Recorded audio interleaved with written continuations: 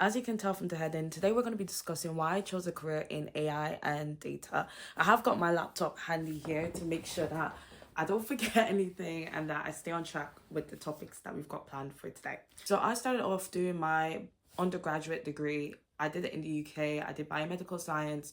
I have always been obsessed with medicine. At first, I really thought I was going to be a doctor, but over time, guys, it just was not for me. I don't know, I just wasn't feeling it. Because outside of my passion, I started to think about my life, as in long term, when I have kids, when I have a family. And so many people I was meeting back then who were in medicine were telling me that they had no work-life balance. And after spending years studying, the one thing I really strived for was to have work-life balance. Not in the sense of just me having fun, but also in the sense that when I have kids, I can stay at home and raise them and feel like I've been very present. And I didn't want it to be a thing where when I did decide to settle down and have kids, I would have to pause my career. I feel like as women, we have to make that sacrifice most times if we decide to have kids. You know, you have to take a year to 2 years, sometimes more, a break, not to mention the medical risks you put yourself through when you go through pregnancy or have a child. I really was thinking long term. And one thing I was really certain was that when I do have kids, if I do need to take a break, I don't want it to be something that will stop my career. So working in tech for me was really about what it could offer, not just salary rise, not just work-life balance rise, but also family rise in the future. I'm an extremely family orientated person. So when I finished my biomedical degree, I didn't know what I wanted to do, and I heard about a scholarship for AI and data science. I was already a ChatGPT nerd, and I was like, why not give it a try? Why not give it a try? I'm not gonna lie and tell you I wasn't scared. I was terrified. I was petrified. Imagine me going to my family to tell them I'm gonna do AI and data science when I don't even know how to operate a computer right, when I've never coded a day in my life, when I've never shown interest in tech or anything computer tech related in my life. It was a big jump. A lot of people doubted me. I had a good amount of people supporting me, but there was a lot of people who were like, are you sure you're going to be cut out for this? Like, you don't even know what's on your laptop settings. Like, you don't even know what coding is. Like, are you sure you want to take this deep dive? And looking back now, a year and a few months later, I'm so happy I took that dive. And I also think with tech, it was always something intriguing. You know, when I was studying medicine, we were learning about the body, and there was always something new to learn. There was always something to fix or something intriguing or fascinating about it.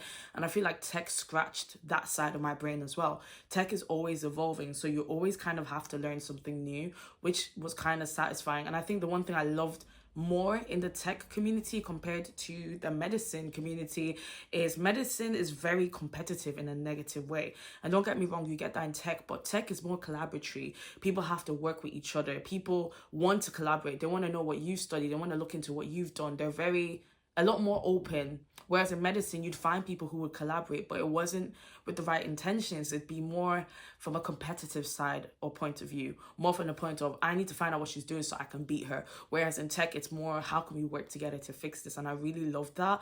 I feel like medicine was just a very competitive environment in a very toxic way, and tech was a more laid back and more chill approach to that same kind of, I guess, mindset. For the future, when it comes to tech, I think that's not really something I'm ready to disclose on YouTube yet. But what I will say is, I think working in tech has opened me up to a new whole world, which is, you know, being a startup owner or developing something new or just exploring. And I think one thing about tech is you always start off not knowing what you're doing.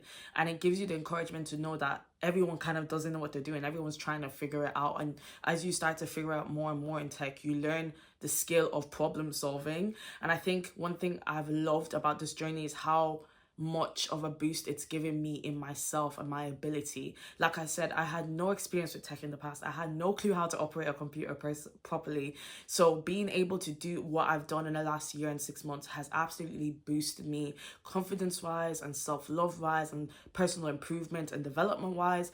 It has put me to my max. It makes me want to always strive to do something better as much as I can to improve myself on a daily basis. And sometimes that has negatives because I can be a little self-critical trying to do that, but I know that there's a benefit to it. So if right now you're thinking about a career in tech, yeah, a lot of people go into tech because of the money, which is great. I mean, but what I will say is money means nothing if you're not enjoying your job.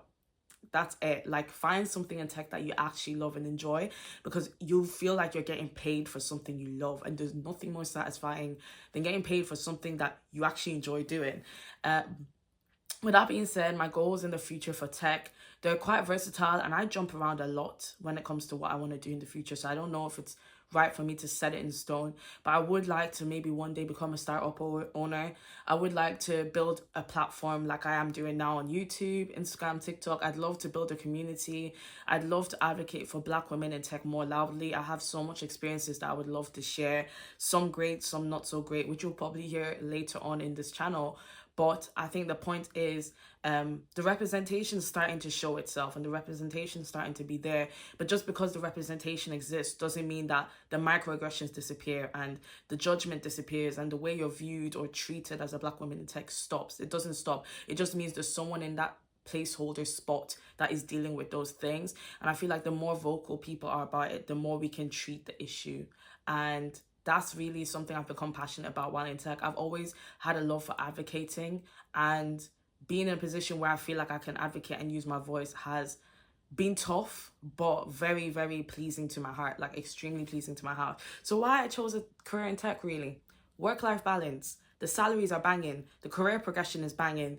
You're going to hop in and out of a lot of career fields, because when you're in tech, you learn a lot of transferable skills, and transferable skills are really, really good. There are cons to tech, like the fact that layoffs happen really often, and the list goes on. Especially with tech, anything can be automated. But what I would say is putting yourself in a position where, not that you're irreplaceable, but you're desirable, makes it very hard for you to be laid off. And I think there's so many ways you can do this. We can probably do a video about it later. But one thing that has been my biggest asset in this journey has been my personal brand and putting myself out there. I always tell people there's millions of fish in the sea. You need to make sure you're a fluorescent fish. Every time you put yourself out there, every time you do something outside of your comfort zone, there's a highlighter that streaks you. And the more streaks of that highlighter they get, the more you glow in that ocean full of millions of fish.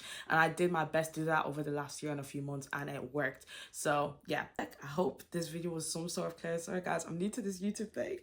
I'm new to it, but I hope this was some sort of clear and it helped people understand why I got into it. And if you have any questions or want me to do a video on a specific topic, please leave it down in the comment below. Thank you so much for watching. Don't forget to subscribe, like, and of course, you can always reach out to me on my LinkedIn, Instagram, TikTok, or of course, comment on the YouTube. Have a great day, and bye guys. Thank you for watching.